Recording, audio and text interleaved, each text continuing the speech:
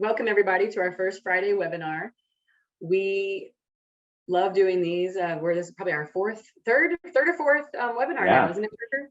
Yeah. So Parker and I, just as a quick introduction, I'm a real estate agent in the Atlanta area. I focus a lot on Lake Lanier and luxury properties. Grew up in Atlanta and know it really well. But Parker is our preferred loan partner. He works with a lot of my clients and a lot of other clients all around the country. He and I connected for the first time in Memphis over about a decade ago, I guess. Yeah, just over a decade. Oh yeah, right at a decade. That's crazy.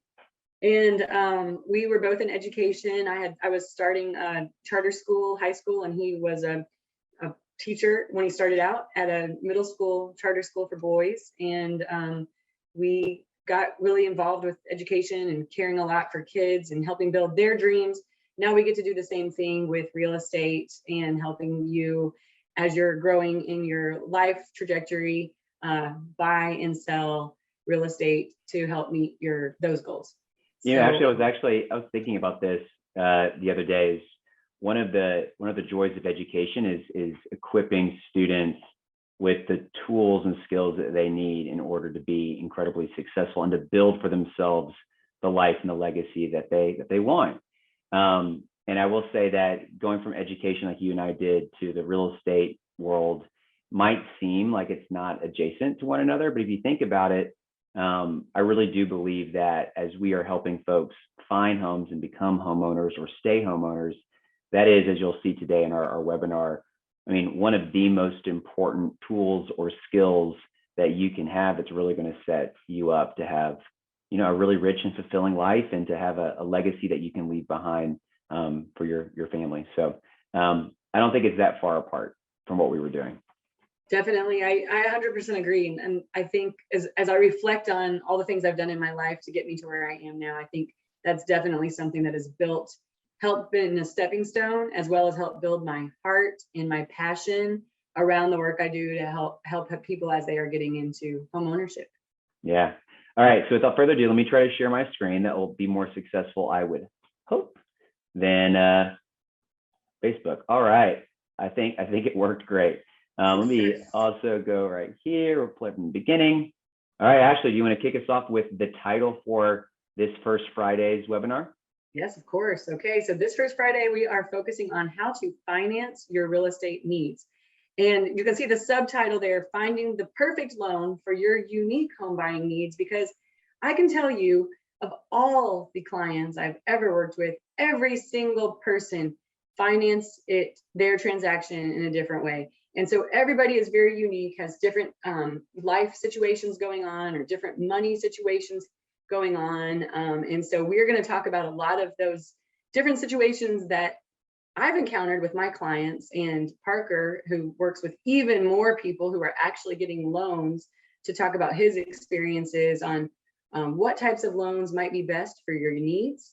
And then also we will talk about sometimes we decide to refinance or not refinance, or what to do with some extra money. So we'll talk a little bit about that too if we have some time. Awesome. And Parker is going to be our star today. So it's really going to be Parker. I'm sure I'll have a lot of questions for him. And if you guys have any, please put them in the chat box. I'll be monitoring that throughout. I'll either wait till the end to ask some questions, or if it seems like it makes sense, Parker, if you don't mind, in a certain moment, I might ask you a question from somebody in the webinar then too. Absolutely. I think that's a great idea. Great.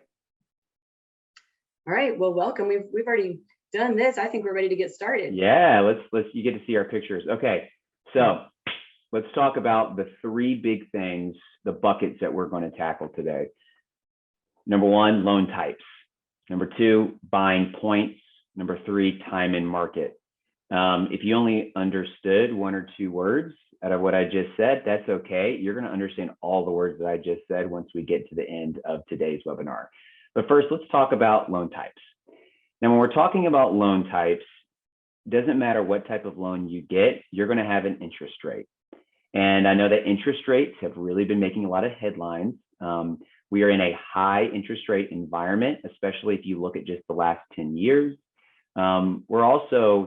There's a lot of headlines about the Fed raising their rate, about inflation. And, we kind of got spoiled. Is even before COVID, we had rates in the 3s and the 4s. And then when COVID hit, they were in the 2s, the really, really low 3s. And now we're in the mid 6s to the mid 7s. But this is what I wanted to show folks. And there are going to be 3 slides here. One, let's talk about rates from 1971 to 2019, AKA before COVID-19. You can see that in the early 1970s, we were at about a 7%. And then what happened? Well, if you were alive in the 70s, I was born in the 80s, so I was not. You'll probably remember that right around here, this is during the Jimmy Carter administration, you had rampant runaway inflation. Stuff was becoming more expensive to buy. And so how do you fight inflation? Well, you fight inflation. Well, how we fought inflation back in the late 70s, early 80s is how we're fighting inflation now. The Fed, or the Federal Reserve, they're going to make it more expensive for banks to borrow money, which means it's going to be harder for banks to lend money to other folks to go out and try to start businesses or hire or whatever. So you can see that from 1971, and it really peaked in the early 80s. That's right, we had interest rates that were like 17, 18%. And now what happens? They start to go down, they start to go down, they start to go down. So by the time we get to 2019, we're at about a 5%. So Ashley, if we're at a 7% environment now, you can see that we are still, if you look from 1971 to today, we're doing pretty well. This next graph actually shows, though, what happened in 2019. So once COVID hit, this is what happened. You can see that it really kind of bottomed out. Let's look at just the blue line. This is a 30-year fixed rate mortgage. You can see that we really dipped below 3 right at the beginning of 2021, okay? And then look what's happened in 2022. It's gone up, up, up. So now we are at a 6 and close to a 6.5, a little over 6.5, a 6.66%. So that's why people feel like the rates are the highest they've ever been. It's because, well, in the last 2 years, we've had a ton of movement. But let's contextualize that. 1971, today. So Ashley, if you were an alien coming down to Earth and I were to show you this chart, how would you categorize or talk about a 6.6% interest rate? I would say it's about, maybe average or a little bit below average from the rates over the past 45 to 50 years, it looks like to me. Yeah, absolutely. Not only that, and this is what I want to get people potentially excited for. Ashley, do you see these kind of gray, it's kind of hard to see, but you see these gray lines?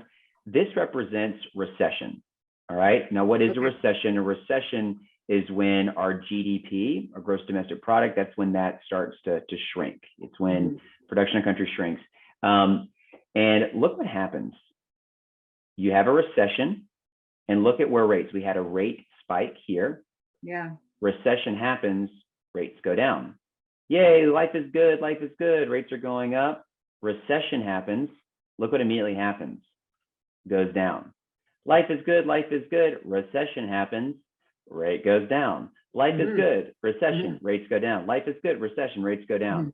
So now look here, it's been a hot second since we've had a recession. Most economists do think we are headed into a recession, not like the one that we had in 2008, 2009, 2010.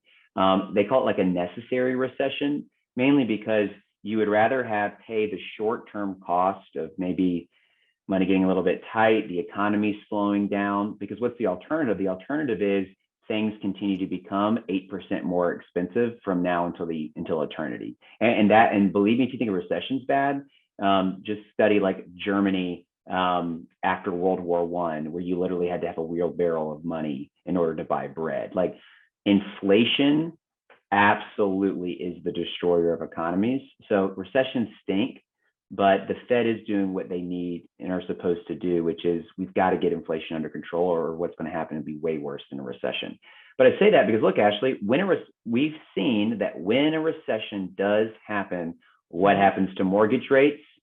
They go down. They go down. That's right. And so maybe since there hasn't been a recession in a while, there may be one coming. Is that kind of one of the things you were trying to say too, that possibly sooner than later we'll start seeing the rates, even though they're still not at a super high rate compared to historical timeframes, we might see some downward movement in those rates again in the near future?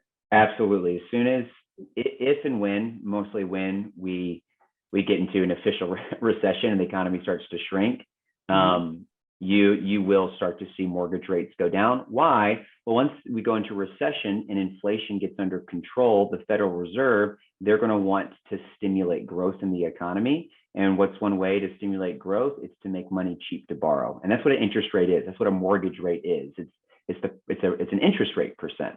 I do now, with that context, and this will make even more sense when we talk about buying points, I do want to go through these 4 buckets when it comes to our first big bucket, which is like, what are the different loan types available? So we're going to talk about a variety of loan programs. We're going to talk about fixed versus ARMs versus buy downs. We're going to talk about delayed financing. And then we're going to talk about second lien HELOC, AKA what I lovingly call the jumbo buster. So let's get into variety of loan programs. I'm going to spend very little time here, and here's why. Almost any lender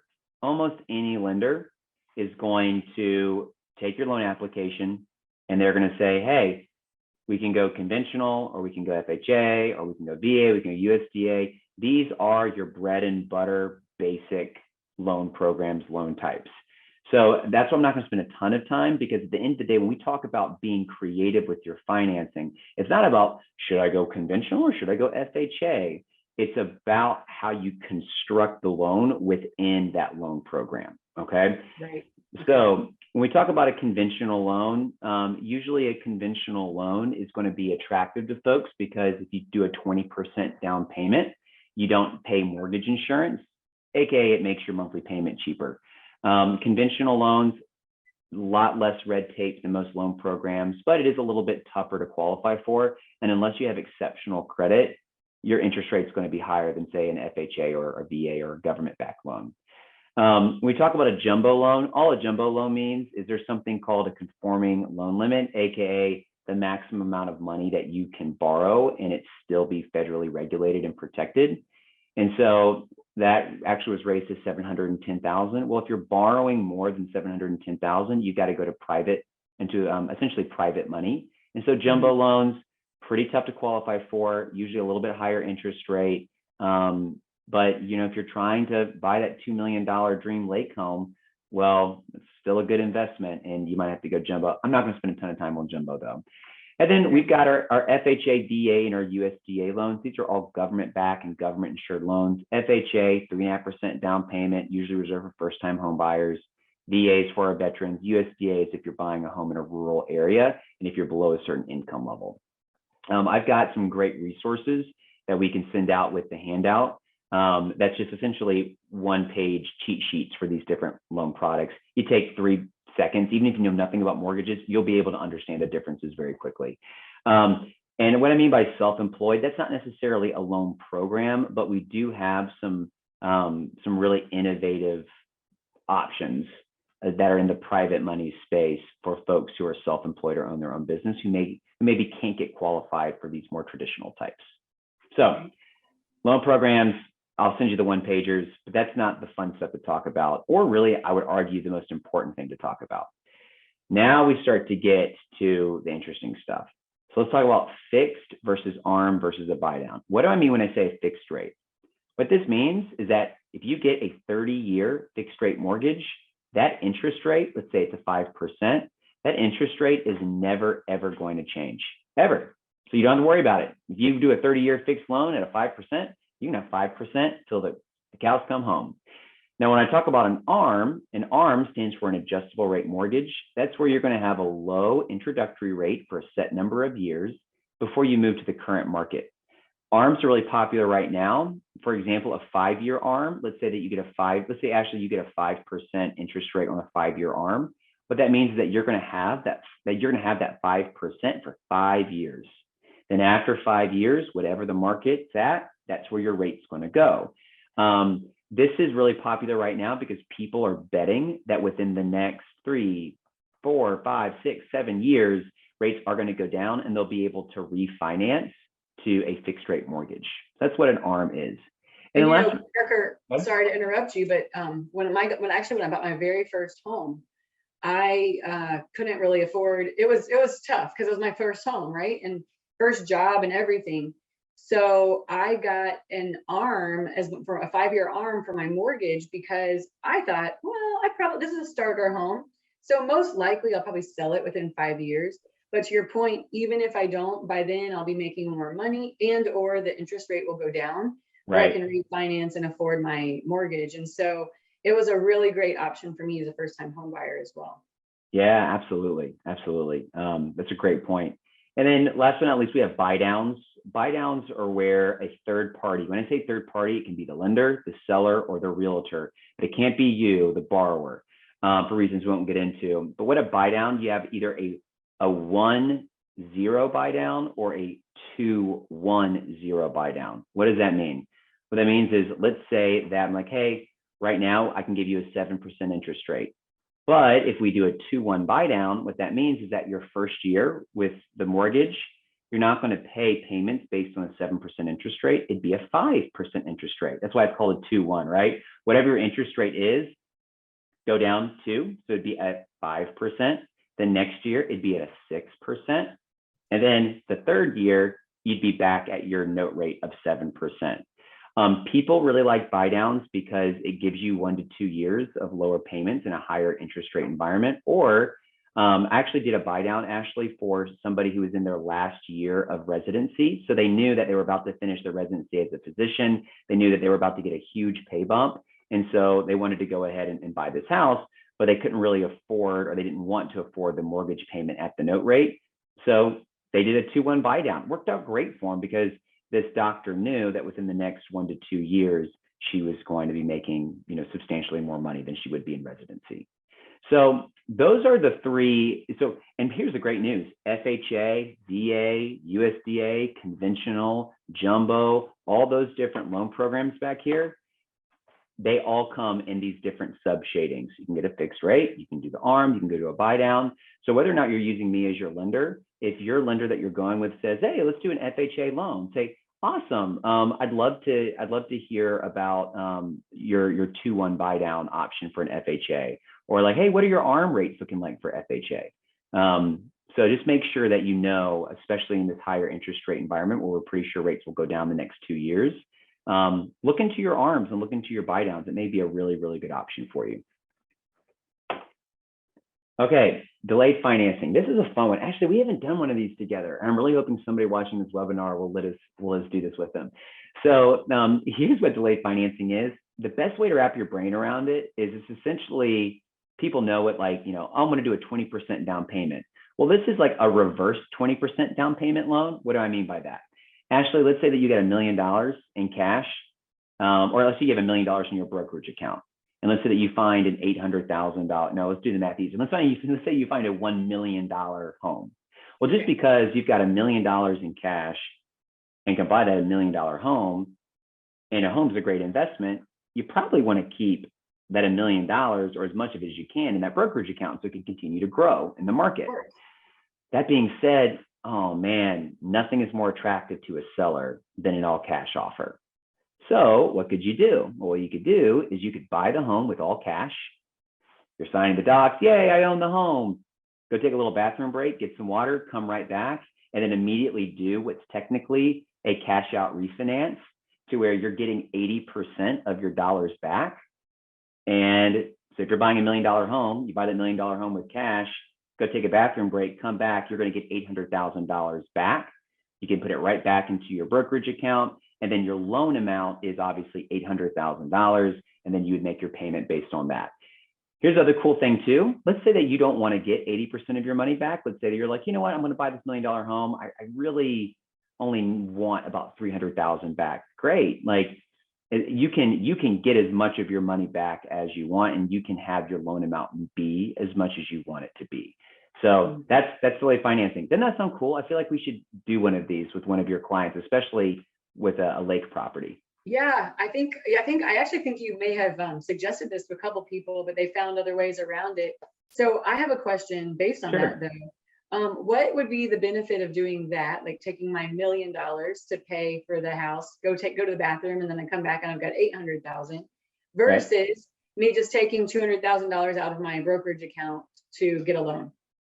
Yeah, it's a really great question. So you are getting a loan, obviously, it's just delayed. That's why it's called delayed financing. But really, actually, this is why you need a really great realtor like you, because you got to fill up the sellers.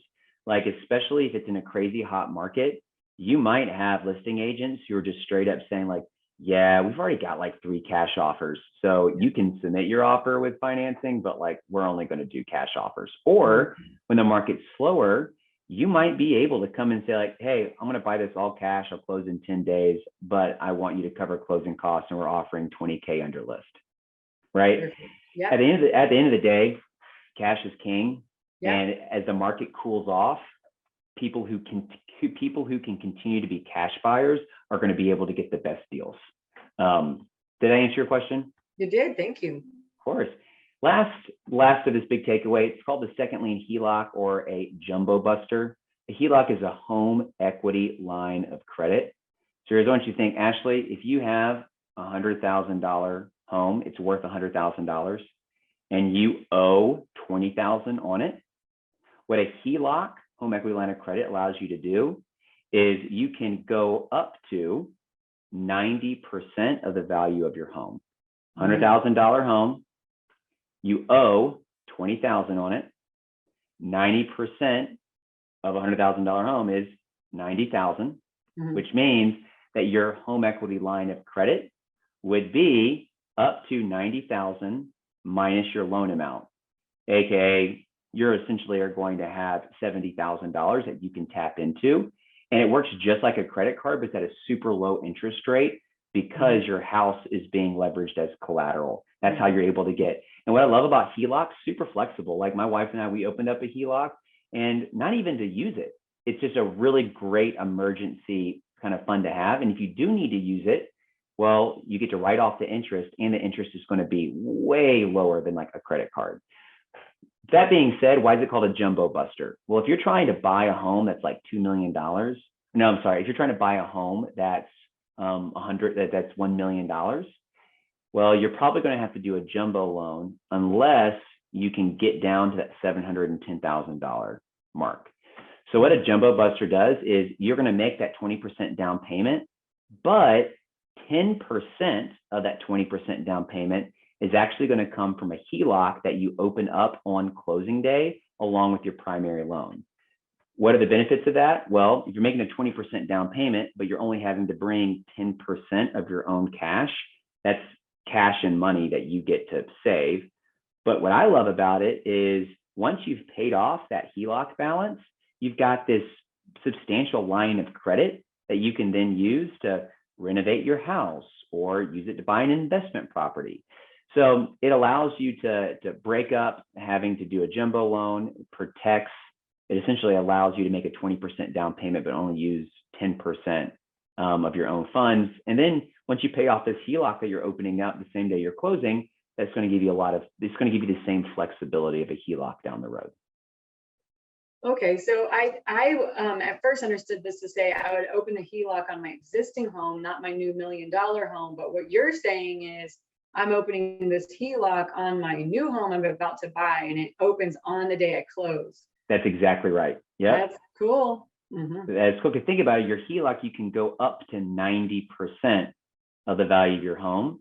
And so that's the reason why you've got to do at least a 10% down payment, because you got to put at least 10% of your own skin in the game to get that 90% value mark. And then you can go the rest of the way down to the 80% LTV with your HELOC. It's really cool. I've done 2 of these and they've been really, really fun to do. But you got to wrap your brain around it. But it's a strategy that I really want to make sure that people know is available to them, because you can pair this with any loan type. So and basically someone's going to choose that strategy because they don't necessarily want to put $200,000 down on their $1 million home, but they want to put, 20, yeah. Or they actually just want to put $100,000 down, and then they've still got that $100,000 to use for whatever they might need to use it for, pay for their kids' college, new car they gotta buy later on. Or maybe right now the market's down like 20-25%. And so maybe you just don't want to have to sell your stock at a deep discount. You want to try to keep it in as long as you can. But yeah, this is just a really good way to not have you have to burn so much of your own assets up front. Yep, great. Key takeaway, you have lots of options. You can be creative. As you can see, everything that I just talked about, you can do all of these strategies within each of those different main loan types.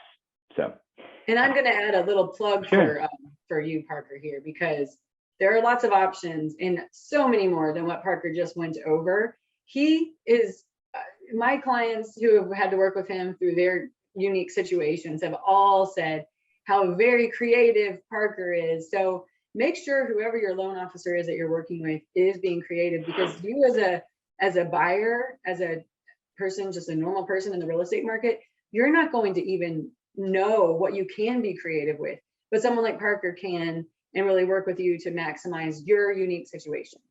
Also, and thank you, Ashley, for saying that, but also if you're a higher net worth individual and you're trying to buy in the luxury market, I'm telling you right now, the fastest and easiest path to the closing table is probably not going to be the best path to the closing table. And I'm defining best as in what's going to be the best for you and your finances long term. So thank you for saying that.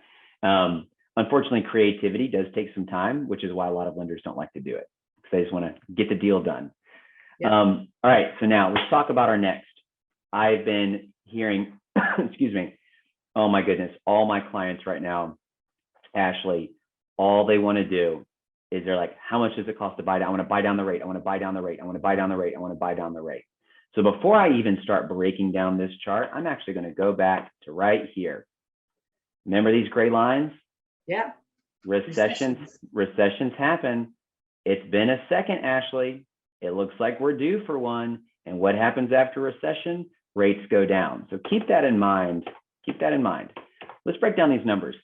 So what do I mean when I say a point? A point does not mean a percentage point. All a point means it's the cost of lowering your interest rate. When I say 1 point, what I mean is 1% of your loan amount.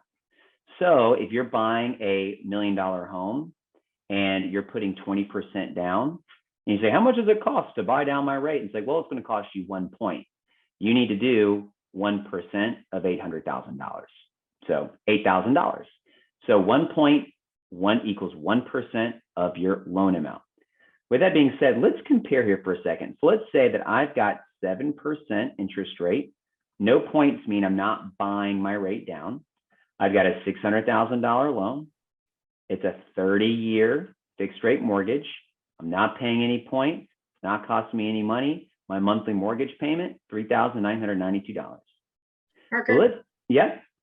I just want to clarify a couple things real quick. So the loan in this chart, we're talking about a loan amount, not a home amount, correct? That's right. This is the loan. This is how much you owe after your down payment. Great. And then the other thing I just want to clarify, guys, we have handouts that go along with this webinar. So if you have not downloaded yours, be sure to go back to firstfriday.com, firstfridayrealestate.com, and download that handout. So all of this, if it seems overwhelming as we go through, ask questions, but also the handout will walk you through this very clearly. Awesome. Thank you, Esther. That's a great point. So speaking of points, right, is we've got this. Now, let's say that we wanted to get down to a 6% interest rate. And let's say that's going to cost us 1.5 points or 1.5% of our loan amount. That's going to cost us $9,000. So if you pay an extra $9,000 at the closing table, lower interest rate, what does that do to our monthly mortgage payment? Oh, it goes down like $400. Yeah. So that's really where most of my borrowers' understanding ends. They're like, no brainer. I want to pay $400 less a month. But you're not just doing that, right? You're having to pay $9,000 up front. That's an investment. You're investing in a lower rate, which means it's going to take a little bit of time for that upfront investment to get paid for with your monthly savings. Next chart shows what I mean by that. So let's talk about still same loan, same scenario, 7% rate, loan amount 600,000, points, buy down costs, payment, total payments, total interest over the life of the loan. So what do we got here? We've got total payments, $1,437,053. Total interest, $837. You pay that $9,000, payment goes down. You're like, oh my gosh, I'm saving almost $100,000 in payments. Oh my gosh, I'm saving, $200,000+ in total interest over, again, life of the loan. That's 30 years. 30 years is a long time, Ashley. But still, you look at these numbers, let's say that you're a borrower who's got a little bit better understanding than the previous chart. You still do this math and you're like, oh man, I'm coming out like gangbusters. That's a great use of my $9,000. But now let's go to the next. So let's talk about what happens if you spend that $9,000. Points save you. If you have no points, nothing. With points, you're saving $395 a month in your mortgage payment. But how long is it going to take for those monthly savings to pay for that $9,000 investment? Well, 23 months or 2 years, meaning all these savings that you're obsessed with that cost you $9,000, it's going to take you 2 years for those savings to have paid for that $9,000 investment. So that makes sense. Cool, great. Let's keep going. It makes sense. I do have a, Sure. You answer this, and then, because we actually had a question earlier on about that buy down that you were talking about. Okay. And so maybe I'll ask it now because I feel like it kind of might be applicable. Sure. Is this the same concept? Like if they did a 2-1 or a 1-0 buy down, is this the same thing you're talking about, or is this different as far as what they super different. A buy down is going to be temporary, right? It's a temporarily lower rate. So a 2-1 is, if I'm at a 7% and I do a 2-1 buy down, Yes. First year I'm at 5%, Yes. second year I'm at 6%, then I'm back to the 7. The other big difference is this right here. This is my own money, but you're permanently buying down the rate. With a buy down, a third party has to pay that cost to get you that temporarily lower rate. Does that answer the question? Yeah, so yeah, it does, because they were asking how would they go about doing that. So I think that answers the question, and it also, for me, shows the difference of what a buy down as a mortgage option is versus actually buying down the rate. Yeah, that's a great question. I'm so glad they said that. So now here's the other thing that my clients will oftentimes do. They're like, all right, I've got $9,000. Maybe I don't want to pay down my rate. You know what I'm going to do? I hear this all the time. I'm just going to add that as an extra loan payment. So I'm just going to put more money down. I'm not going to buy down my rate. I'm just going to do more money down, meaning I'm going to owe less money. Well, that sounds awesome. Here's the thing. It doesn't lower your payment much at all, but also your total payments and your total interest. Well, we're about to compare it on the next screen. All right. So in reality, if you do the math, for you to pay $9,000 towards your loan, it's going to take you 27 months for your savings to have paid for that $9,000 investment versus lowering your interest rate. You're actually going to pay that your savings will have paid for that initial $9,000 investment more quickly than if you had reduced your mortgage. All right. So again, you got to do your math, because in this scenario, people are like, wait a second, I could owe the bank $591,000, or I could owe the bank $600,000. Owing the bank less, that's a better thing. Ironically, if you're spending that $9,000 to just drive down your loan amount, the bank's actually going to be getting more money over the life of the loan than if you were to have just bought down your interest rate. Does that make sense? Yeah, that's really interesting. And I'm wondering, so I guess if you have to make a decision, someone like you could also run these numbers for them and help them see how long it's going to take them to break even, right? Yeah, but then I'm absolutely. wondering personally, okay, but I have $9,000. Like, is there a better way for me to use that money if it's going to take 2 years for me to even see a benefit? Oh, I'm so glad you asked. So actually, I'm not going to go to that slide yet. Okay, we'll come back to that, because I'm wondering about it right now.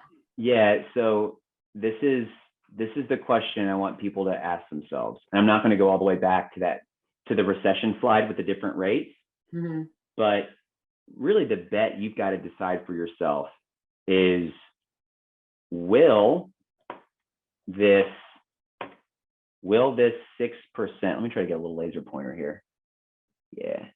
Will this 6%, will I be able to get this rate for free? And I'm going to do free. I'll say that in a second. Would I be able to get a 6% for free within the next 2 years? AKA, if I just sit on that 7%, if we're really going into recession, that means rates are going to go down probably even lower than a 6%. So what can I do? Can I get that rate? The answer is yes. It's called refinancing. There's even something called a streamline refinance, to where you've paid no money to get to 7%. You wait like 12 months, right? All of a sudden, recession, rates are going down. You can call me and say, hey, what are rates right now? I'm like, oh, they're at a 5.5%. You're like, well, could I refinance to that? I'm like, sure. Like, how much does it cost? They're like, oh, you got to pay the attorney, but you can just roll that cost into your new loan amount. And guess what just happened? You actually, by not buying down your rate, by not spending that extra $9,000, you were able to accomplish like the exact same thing, but for way less money, just because you realized that a recession was probably coming and you realized that rates were probably going down. That being said, Ashley, there is no crystal ball, right? And so when it comes to 23 months, so what? You know what? Like, at the end of the day, if that's what's going to make you sleep better at night, that's not a bad investment. Personally, though, I just purchased an investment property with my wife. We did not pay any points, because I really do think rates are about as high as they're going to go. And I think they're going to start coming down once we're in a recession. So I didn't want to have to pay money for a rate that I can just get for free when I refinance in a year or so. Does that make sense? Totally. I want to show this. This is a different scenario, but I think it's pretty cool. So let's talk about, we've got a 5-point reduction. It's like, I want to buy down my rate from a 7% to a 5%. How much is that going to cost? So say you're the buyer, Ashley. I'm like, Ashley, guess what? You're pre-approved 7%. You're like, Parker, I'm obsessed with the number 5. I've got to have a 5% interest rate. Actually, you wouldn't be surprised. You know how folks get some, there's like, it's my lucky number. Like, I've got to have it. So cool. So to get to a 5% interest rate, you would have to spend 5 points, or that's 5% of $600,000, $30,000. Now you look at the payment, your monthly mortgage payment's going down a ton, but actually look how long it's going to take you to recover your costs. More than 3 years. Yeah, that's even worse. Let's say that you're like, I want to put my extra $30,000, I want to reduce my loan. Look how long it's going to take you to recover that cost. Yeah. So here's the question, Ashley, and this, we have $30,000. This is where you as an individual need to say, like, okay, can I take that $30,000 and can I get a better return on investment elsewhere? Or not better, better is the wrong word. Can I get an equivalent, or maybe even the same, but faster? Because waiting 39 to 53 months, that's, that's not nothing. And that's just to break even, right? So hopefully this chart, the reason I just wanted to show, and kind of, we went from the basic understanding that most people have to now the more complex understanding of realizing, if you're saying, should I buy down my interest rate? What's my takeaway, Ashley? Do the math before you pay the points. And you're like, but I don't know how to do the math. Well, just give me a call. I've got lots of fun widgets and I've got some experience, and we can just figure that out for you. We're not going to steer you wrong. Great. I got another question for you, Parker. Can you go back to those previous slides? Yeah. Okay. So this is like a personal question just based on conversations that Parker and I have normally, but if you have, let's say, $40,000 of credit card debt. Okay. And because of that, I'm assuming then your credit score is not going to be as good. So maybe your interest rate that you get on your loan anyway is not going to be as good as it could be. But then in this case, I think we would always say, hey, if you can choose to pay down your points or pay off your credit card, you're going to get a bigger bang for your buck and just for your financial health, right? By paying down that credit card. So I see you nodding yes, great. And so then my next question is, I get all my credit card debt paid off. in a short period of time now, because I just came upon this money and I'm glad to pay that down. Would I be able to, would it even be worth it at that point to consider refinancing for a better rate now that my credit is better? Yeah, that's a great question. If your credit's better, so let's define better for a second. If you've got like a 620 credit score and you barely got pre-qualified, all of a sudden you pay off all this debt and you're like above a 740, probably the rule of thumb is you do not want to, like, refinancing is not worth it, because there are costs associated with refinancing. You don't have to bring any of your money, just those costs are rolled into your new loan amount. Right. And so the rule of thumb is you don't want to refinance unless you're lowering your interest rate by at least 1%. Okay. So if you get a quote, and if you can, by having better credit, if you can lower your interest rate by 1%, do it without even hesitating, because you'll actually recoup the costs. I keep saying costs. It's just cost financing to your new loan. You'll recoup those costs in less than a year. That's the rule of thumb. You lower it by 1 point, you'll recoup the refinancing costs that were financing to your new loan amount in less than a year. But let me also answer that question a slightly different way. Sure. So it's baseball season. There is a phrase I love in baseball. It's called "Don't swing yourself out of a game." And as we know, pitch count, how many pitches a pitcher can pitch, that is really important. The higher the pitch count, the more fatigued the pitcher gets. And so if you've got an amazing pitcher like Jacob deGrom, or for the Braves, Max Fried, our ace, if you're facing Max Fried, right, when they're saying don't swing yourself out of the game, meaning Max Fried is going to be amazing. He's going to be difficult to hit.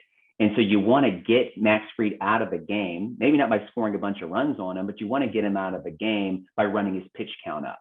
And so if you're swinging at every single pitch, well, then before you know it, Max Fried pitched all 9 innings and his pitch count never got above like an 80, right? So what do I mean by that? What I mean by that is, let's say that is your strategy, and your strategy is, okay, it's Max Fried, we're trying to beat him, we're not going to swing ourselves out of the game. That's an amazing long-term strategy. But let's say, Ashley, that the Braves offense, which is prolific this year, by the way, let's say that they come out and all of a sudden you're down 8-0, right? Yeah. Well, here's the thing. Does your long-term strategy still make sense? The answer is no. You can't wait. Like, you can't try to make up 8 runs in 3 innings. So what that means is you kind of got to pivot. You got to do a different strategy, because at the end of the day, you sticking to your long-term strategy where you're down 8-0 in like the 2nd inning, it's just going to end up with you losing the game. Right. So at that point, you got to take the risk, and you got to start being aggressive and swing, and just hope that Max Fried makes some mistakes, that you can make up some runs. And then let's say you do get lucky, you hit a home run or 2, then you can pivot back to your long-term strategy and try to run up his pitch count. Mm-hmm. So when you gave that example from that question, I thought about that, because I've seen people, Ashley, who've got $40,000, $50,000 in credit card debt, and they're having to do like $600 a month in minimum. That's minimum payment. So it's not even like, and they've got enough money for a down payment and then some, and they're like, no, I want to do a 20% down payment. I'm like, no, do a 5% down payment and pay off your credit card debt. It's like, no, it's like, because they're like, well, over 30 years, I'm going to be paying way more money unless I do this down payment. I'm like, well, you're not going to be in your house for 30 years if you continue to have $50,000, $60,000 in credit card debt. So you got to, at that point, sacrifice long-term strategy to try to get rid of that credit card debt. It's probably got like a 22% APR, and that's going to be a much better decision than trying to use that money to not pay off credit card debt and just like lower your interest rate on a mortgage. Because mortgages and real estate, they're amazing long-term investments. Not short-term, long-term. All right. Now let's talk about this. Ashley, this is our last big takeaway. It's called time in the market. All right. And when I say time in the market, what I just mean you got to spend time in the market. I mean, you got to own something in order to actually build equity. So I think what you mean is, going back to that Braves metaphor, is if you don't play, you won't get paid. That's right. Right. Or like, or it's just like, you know what? Let's just not play the Braves, and that way we don't even have to face Max Fried, right? Right. But then you never make it to the World Series. You never get on TV. Nobody even knows who you are. Yeah. Exactly. I love how topical this has become. All right. So Ashley, you know a little bit about Forsyth County, Georgia, right? Just a little bit. Yeah, I live here. It's great, great county, and yes. Love it. Okay, so the median sales price for Forsyth County as of last year was $546,706. Okay. What I want to talk about is this is live market data. It's being pulled from I think BlackRock data, and historically, you've got a we have a little typo here, Ashley. I totally missed that. That's okay. The big thing is like the historically forecasted value is it's higher, right? Forecast is about like they believe it was a 4.13%. Okay. That's your historical, forecasted, and then you've got your forecasted. This number is correctly. It's at the 3.13%. Don't be obsessed with these numbers because there's a typo here. Here's the main thing. If you go historically, then your return on investment is going to be even better. But I actually want us to focus on the more conservative forecasted appreciation number. So if you buy a home, $546,706, if we are being conservative, and by the way, your home appreciating 3.13%, that's it. That's underperforming the historical market for like 10 consecutive years. That's probably not going to happen. But even conservatively, your home is going to be worth $744,138. In 10 years, that's great. In 10 years, that's great. Gets even better. All right. So now let's talk about your equity gained and then also the appreciation.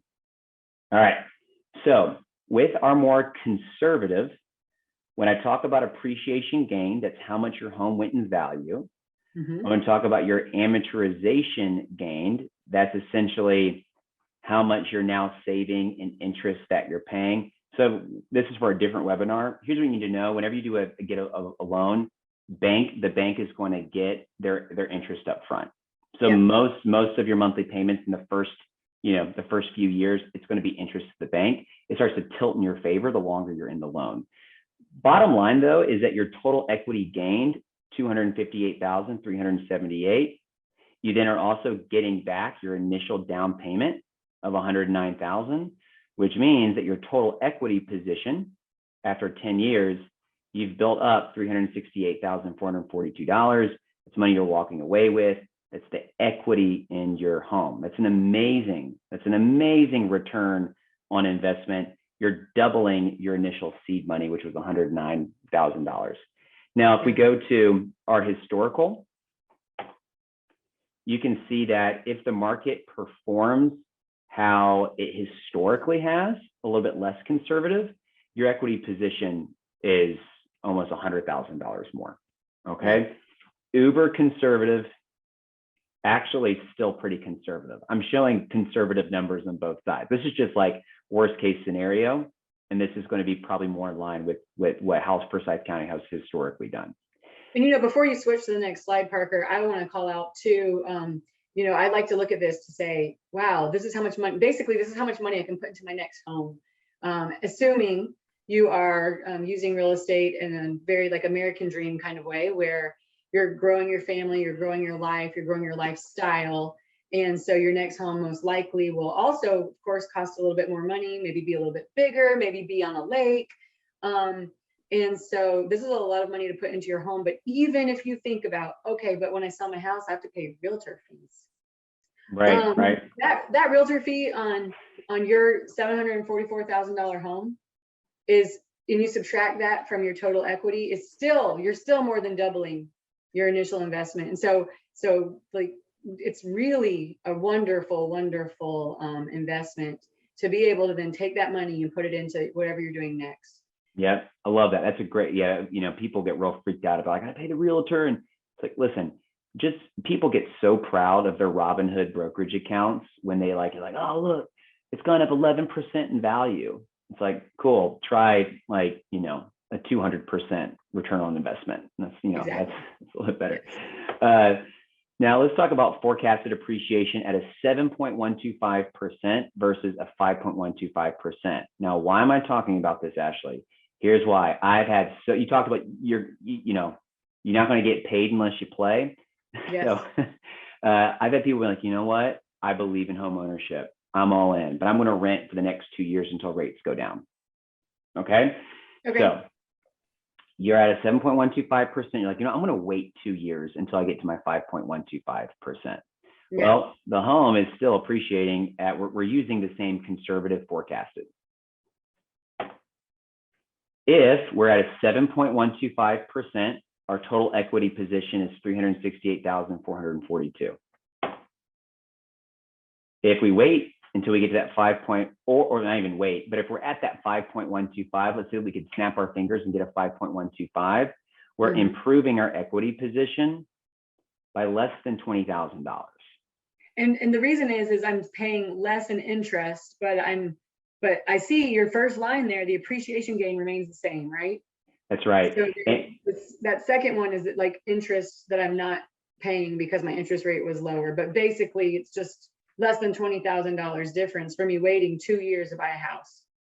That's right. And not only this is a $20,000 difference, and it's assuming that there's a magical world where you're not waiting. You're actually just like getting the same house at a 5.125. Right. If I were technically more savvy, then really what would show is you're buying this house at year 2, which means that you're buying the house for $576,000, which my math, I'm not, $5,000 more. Yeah. Or $30,000. So you're actually like 10K in the hole. Yeah. You're actually making 10K less. Well, and also, what were you doing during those 2 years? Were you paying a rent or somewhere else? And what's that rent doing? Is that building your equity? Nope. No. It's building somebody else's equity. That's a great point too. So you're not only 10,000 in the hole, you're probably 40,000. So by you waiting to get the lower interest rate, you're really shooting yourself in the foot. Yes, of course, I would love to have $20,000 more dollars. I would love to get the same house at a 5.125% interest rate. But at the end of the day, you know what's way more beneficial? Play in the game, get in the game at the 7.125%, because I'm telling you, and this is also assuming you don't refinance, which you'll probably refinance in the next 10 years. You can see that the math actually works out to where it was much smarter to buy the house at a lower entry price and let the market work in your favor than it was to wait for that lower interest rate. Well, and sorry again, but you mentioned a while ago that, most likely the rates are going to go down.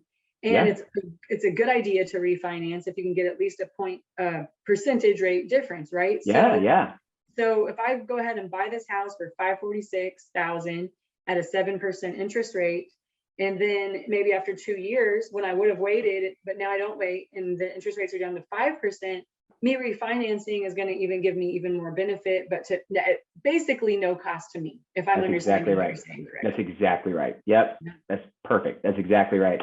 And I think this really hammers it home, at least I hope it does. So this is the cost of waiting.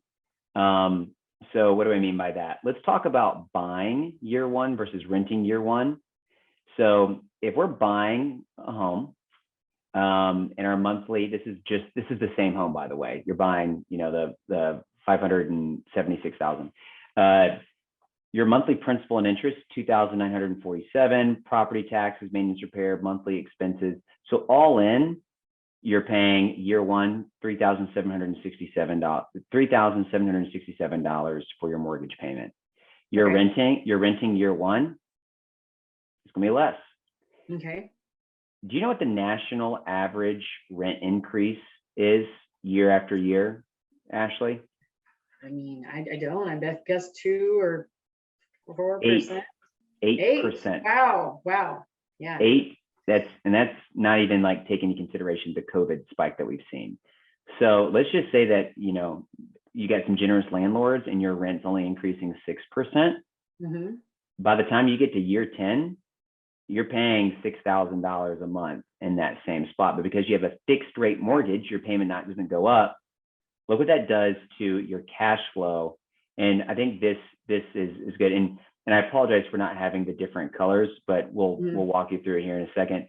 So essentially, with the big cash flow difference is by you buying the same house instead of renting that same house, you're actually over 10 years, your cash flow difference is $111,454. Not only that, but the net gain by buying the home, we're looking at this is cash flow year one. The reason it's so in the negative is because we're having down payment, right? It's your first year. Sure. So here's what we've got is we've got a net gain by buying home, because it's not just the cash flow that's getting better, because this was all about cash flow, Ashley. Cash flow over 10 years. This is cash flow plus how much your property is appreciating in value. All right. So you've got net gain of buying home. We're talking $343,616. That's equity. That's your net worth. It's gone up that much. And that's with paying the super ludicrous I would never pay a 7.125%. That's ridiculous. It's highway robbery. I don't know, making like $343,000 over a 10-year period does not sound like highway robbery to me. That sounds like, just sounds like, I'm going to keep saying it because I love it. You can't get paid unless you play. Right. So get in the game. Let's say a recession doesn't occur for the next 10 years, right? Right. I mean, then most likely the rates, if a recession does not occur, they'll either stay the same or go up. So let's say it turns into this early 1980s situation. Yeah. Those rates were like 18% in 10 years. Now you could have locked into that 7% rate now. Yeah. We're hoping that rate will go down and you can refinance later on. But even if it doesn't, you're locking into a rate that still gives you a great return on your investment over that 10-year period. I think the other thing is if you don't play, you can't get paid, but also you've got to don't wait. The time is now. Wait. That because there's a cost. There's a cost to waiting, and it's you losing a lot of money. This is a little stretched out, but I think that this illustrates, and don't worry, y'all, this is going to be in the handout, so don't try to squint and give yourself eye strain. Here's the big thing I want you to realize is if you get a loan today at that property using the 20% down payment, you're 7.125%. Let's say, Ashley, over the next 3 years, we don't have a recession, and so rates go up a little bit, like the 8.25%. Let's also say that our property value, and look how conservative these numbers are, Ashley. It's only going up like 2%, 5%. So really conservative. Just you waiting 3 years, you're paying obviously more for the same house. Yep. Potentially paying a slightly higher interest rate. But this is the big thing I want to show you. How much money are you losing by waiting? Well, you wait 6 months, you've lost $4,760. You wait 1 year, you've lost $15,000. You wait 2 years, you've lost $39,000. You wait 3 years, you've lost $64,000. So what I mean by you've lost that money, what I mean is, first off, you're going to have a higher payment because rates will be, even if rates aren't higher, the property's gone up at least a little bit in value. So there's loss there. That's your loss in cash flow. Also, if you lost in appreciation, meaning if you had bought the house when you wanted to buy it, you could have bought it for $11,000 cheaper, sure, but this is appreciation or equity that you've lost out on. If you own this house now, guess what? You've made yourself $11,000 in equity because it's gone up in value. So if you take into consideration payment going slightly up because the house is worth more money, if you take into consideration the appreciation of the property value that you've lost out on, and then this is a big one, amortization, aka interest that you could have been paying down, right? It starts to really balloon. And so I cannot emphasize enough, y'all, just not even professionally, personally, with my own house. Like, again, my wife and I, one of our big strategies is we really want to put our money into investment properties. We bought our very first investment property, and our rate, and this is for an investment, was at 4.25%. Obsessed with it. Amazing. Well, we just closed on our second investment property last week, and we were paid over 7%. It's almost double. But guess what? I did the numbers, and I'm like, yeah, could I gotten a better return on investment by buying this new property at a 4%? Yeah, sure. But I'm still going to be making a significant amount of money, return on investment, even at a 7+% interest rate. And so it's like, you know what 0 plus 0 is? It's $0. So if I'm not buying this investment property at a 7% interest rate because I'm like, oh, that interest rate's too high, I'm just making $0. So you're like, some money is better than no money. So this right here, this cost of waiting, this is at the higher interest rate. This is where we're at now. So just get in the game, get paid. You can't get paid unless you play. Why was that not the title of our webinar, Ashley? We really messed out. Next time, that's what it's going to be. Can't get paid unless you play. So here's our key takeaway. The key takeaway is you can't get paid unless you play. Shout out Ashley. But before we came up with that really fun one, you can't build equity in something that you don't own. Right. You just can't. Right. No, I have a kind of a follow-up take on this because, I think home ownership is a great way to engage in the American dream, to like build your wealth. But I know there's plenty of people that we deal with on a daily basis who either have maybe like too much debt, credit card debt, or other types of things, or maybe just aren't in a place where they could afford this type of payment, but by renting, they could get something a little bit more affordable for them. And guys, for you, this is something we want you to be thinking about in trying to move towards in your goals. We don't expect you to like come out and say, okay, I'm going to buy this house and be above your means. Yeah, no. Remember the short term, right? You're exactly right. Like, yes. Don't sacrifice short-term success for a long-term strategy, because you'll just end up not ever getting to the long-term results. Exactly. And so, but if this is something that you're even thinking or dreaming of doing, I mean, I'm Dreamsmith. I'm going to help you build your dreams. I've got a great partner here, Parker, who will sit down with you, both of us, even if you're not actively looking for a home for the next 1 to 2 years. If you tell us that, we will come up with a strategy for you and help you plan how you're going to make that happen so that you will be able to buy that home in 1 or 2 years, and maybe even sooner, based on Parker has a lot of great tools to help people, especially when it comes to debt reduction. And then we love dreaming alongside you. So yeah, love that. I know we're a little bit over, Ashley, but I think we have time for like 1 or 2 questions, and then we can say goodbye until our next Friday. Yeah, that sounds great. Let's see what we've got here. I know you were kind of shouting, you were kind of peppering me with the questions as they were coming in. So yeah, I was. I think most of them, most of what we're seeing right now is like, thanks so much. This is good information. When are we going to get the handouts?